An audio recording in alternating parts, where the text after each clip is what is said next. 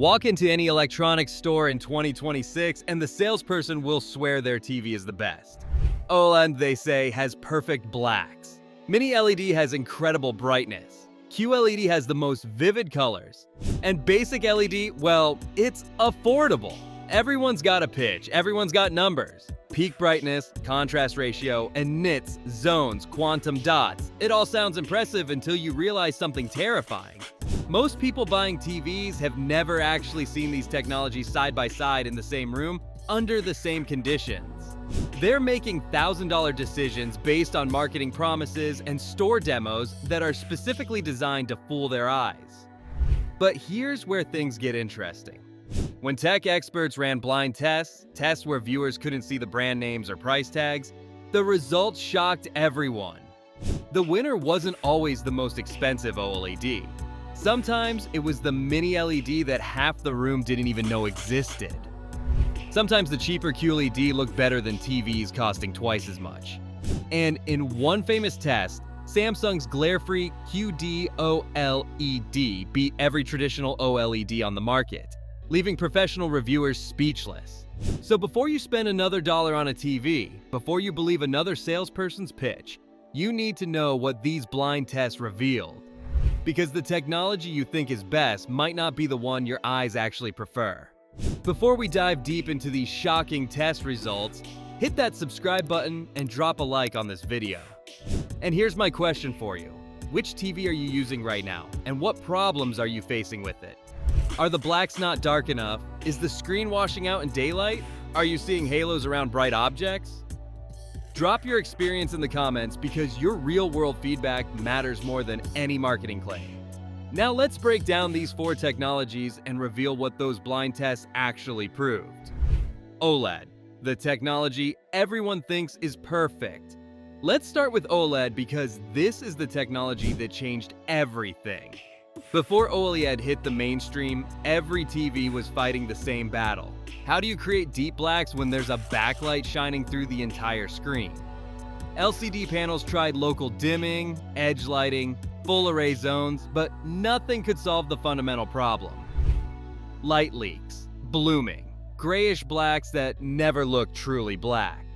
Then OLED arrived and rewrote the rules. Instead of a backlight shining through pixels, each pixel produces its own light. When a pixel needs to be black, it simply turns off completely. No light, no glow, no compromise. Pure darkness.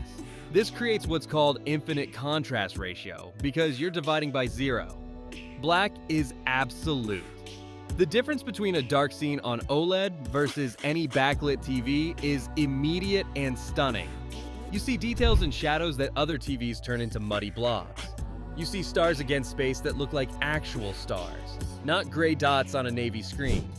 OLED also delivers perfect viewing angles. Most LCD TVs look washed out if you're sitting off to the side. The colors shift, the contrast collapses. The image becomes a faded ghost of what it looked like from the center seat. OLED doesn't care where you sit. The picture looks identical from every angle because the light comes from the pixel itself, not from behind a panel. This makes OLED perfect for wide living rooms where people are scattered across different couches and chairs. But OLED is not perfect, and this is where the blind tests start getting interesting. The biggest weakness is brightness. A top-tier OLED panel maxes out around 1,500 to 2,000 nits. That sounds like a lot until you put it next to a mini LED pushing 3,000 to 5,000 nits. In a dark room, OLED's perfect blacks dominate. But in a bright living room with sunlight pouring through the windows, OLED struggles. The screen washes out. HDR highlights lose their punch. Details in bright scenes become harder to see. This is the OLED weakness that salespeople won't tell you about. Then there's burn-in. Modern OLEDs have gotten much better with pixel shifting, screensavers, and heat management. But the risk still exists. If you leave static logos on screen for hours every day, news tickers, sports scoreboards, video game HUDs, those elements can permanently ghost into the panel. It's rare, but it happens. And when it does, there's no fix. The panel is damaged. This makes OLED a risky choice for people who watch the same channel all day or play the same game for hundreds of hours. Price is another factor. OLED panels are expensive to manufacture. A 65-inch OLED typically starts around $1,500 and climbs quickly from there. For many buyers, that's double or triple what they were planning to spend. So the question becomes, is perfect black worth the premium? In a dark home theater? Absolutely. In a bright family room where you're watching daytime TV? Maybe not. Mini LED, the bright room champion. Nobody expected Mini LED is the technology that snuck up on everyone. 5 years ago, it barely existed. Today, it's quietly dominating the blind test in ways that shocked even the experts. Mini LED takes traditional LCD backlighting and shrinks it down. Instead of a few dozen dimming zones, you get thousands of tiny LED lights clustered behind the screen.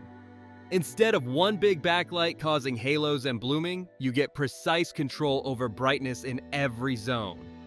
The result is blacks that are shockingly close to OLED.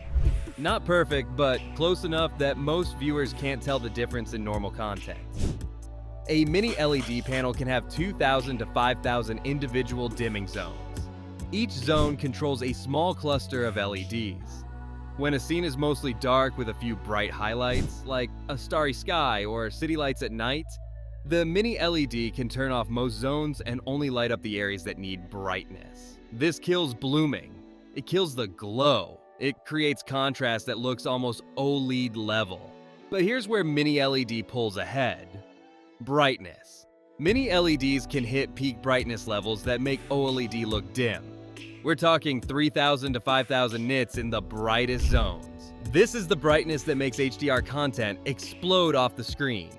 Sun reflections on water, explosions, neon signs, fireworks, all of it looks dramatically more intense on Mini LED than OLED. In a bright living room with windows and lamps, Mini LED keeps its clarity and punch. The image doesn't wash out. The colors don't fade. The screen stays vibrant even when competing against sunlight. This is why Mini LED shocked the blind tests. In side-by-side comparisons under normal lighting, many viewers preferred the Mini LED. They didn't notice the slightly less perfect blacks. They noticed the highlights popping, the overall brightness, the sense that the image had more light.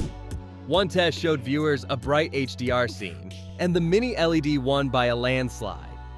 When they switched to a dark movie scene, OLED took the lead, but not by as much as expected. The Mini LED held its own. Mini LED also doesn't suffer from burn-in. Because it's still an LCD panel with a backlight, static images can't permanently damage the screen. You can watch news channels all day, play the same video game for years, leave the same menu up for hours, and the panel won't ghost. This makes Mini LED the safer choice for people with consistent viewing habits. Price-wise, Mini LED sits in the middle. You can find decent Mini LED TVs starting around $700 for a 65-inch, with flagship models climbing to $2,000. That's more than basic LED or QLED, but often less than OLED with similar performance.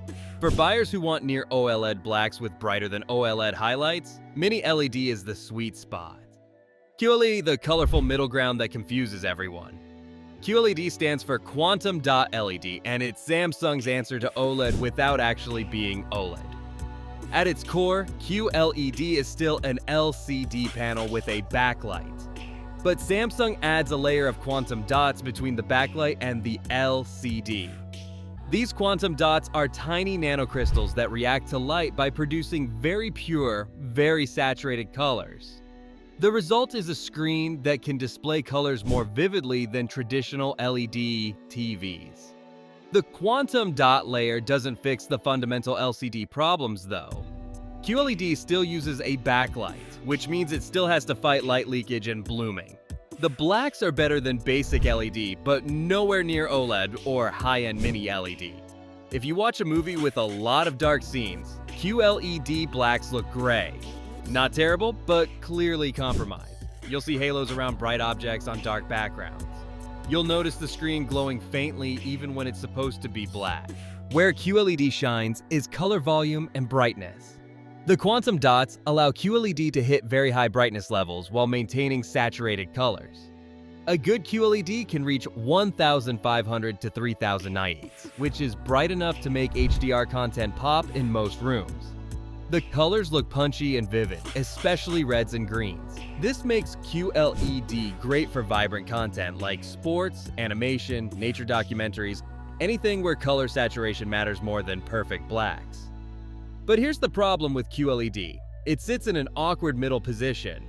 It's more expensive than basic LED, but doesn't offer the perfect blacks of OLED or the advanced dimming of mini LED. For someone shopping in the $500 to $1,500 range, QLED can feel like a compromise. You're paying extra for quantum dots, but you're still getting LCD weaknesses. And in blind tests, QLED often loses to both OLED and mini LED depending on the content. Dark scenes favor OLED. Bright scenes favor mini LED. QLED doesn't dominate either category. That said, QLED is a solid choice if you care about color and brightness more than blacks. It's also widely available and comes in a huge range of sizes and prices. Samsung pushes QLED hard, so you'll see it everywhere, often at discounted prices. If you're buying a TV for a bright living room and you watch a lot of colorful daytime content, QLED might be exactly what you need. Basic LED, the budget option that still has a place. Basic LED TVs are the entry-level panels that most people start with. These are the TVs you find under $500 for a 65-inch. No quantum dots, no thousands of dimming zones, no OLED magic. Just a simple LCD panel with an LED backlight. The backlight is usually edge-lit or uses a small number of full-array zones, which means contrast is poor. Blacks look gray, dark scenes lose detail. Viewing angles are narrow. If you sit off to the side, the picture washes out and colors shift. In blind tests, basic LED loses to everything. That's expected. But here's the surprising part. For casual viewers watching daytime TV in a bright room, basic LED is often good enough. If you're watching news, talk shows, reality TV, or YouTube videos, you don't need infinite contrast or 5000 nit brightness. You need a screen that's bright enough to see clearly and big enough to fill the wall. Basic LED delivers that at a price point that doesn't break budgets. The key is setting expectations. If you buy a basic LED TV expecting OLED performance, you'll be disappointed. If you buy it knowing you're sacrificing picture quality to save money, and you're okay with that trade-off, then basic LED makes sense. It's the TV for bedrooms, kitchens, dorm rooms, rental apartments, anywhere you need a functional screen without premium performance. The blind test that changed everything now. Here's where the story gets wild. When professional reviewers ran blind tests with real viewers, the results defied expectations. Tech Radar conducted a flagship OLED showdown in 2025 using panels that are still relevant in 2026. They gathered 12 professional reviewers, covered the brand names, and showed identical content across multiple high-end OLEDs. The winner? Samsung's S95F QD-OLED. It won 9 out of 12 votes. Not because it had the deepest blacks, not because it was the most expensive. It won because of glare handling and brightness in ambient lighting. The Samsung panel used a matte coating that killed reflections. In a room with mixed lighting, normal OLED panels showed reflections of windows, lamps, and furniture on the screen. The Samsung didn't. This made the image look clearer, sharper, and more vibrant, even though the raw black levels were similar. Reviewers who expected LG or Sony to dominate were shocked. The tech they thought was superior lost to better real-world performance. Another famous blind test from AV forums compared Philips OLED against QLED panels. The OLED won 29 out of 30 votes. Viewers praised the contrast, motion handling, sharpness, and color accuracy. This test confirmed what we already knew. In ideal conditions with carefully matched content, OLED dominates. But notice the condition: ideal conditions. Controlled lighting, optimized settings, professional calibration. That's not how most people watch TV. Mini LED blind tests told a different story. Brightness and ambient light beats infinite contrast and darkness. So before you buy your next TV, ask yourself these questions. What room will it go in? How bright is that room during the day? What do I actually watch? Do I care more about movie blacks or daytime brightness? Am I willing to pay extra for marginal improvements? Once you answer those questions honestly, the right technology becomes obvious. And you'll walk out of the store with a TV that actually works for your life instead of one that just sounded good in a sales pitch. If this breakdown helped you understand which TV technology is right for you, smash that like button and subscribe for more honest tech advice. Drop a comment letting me know which technology you're leaning toward and why. Are you going for OLED's perfect blacks, mini LED's bright room dominance, QLED's colorful middle ground, or budget-friendly basic LED? Let's keep the conversation going in the comments. Thanks for watching, and I'll see you in the next video where we break down the brands that actually deserve your money in 2026.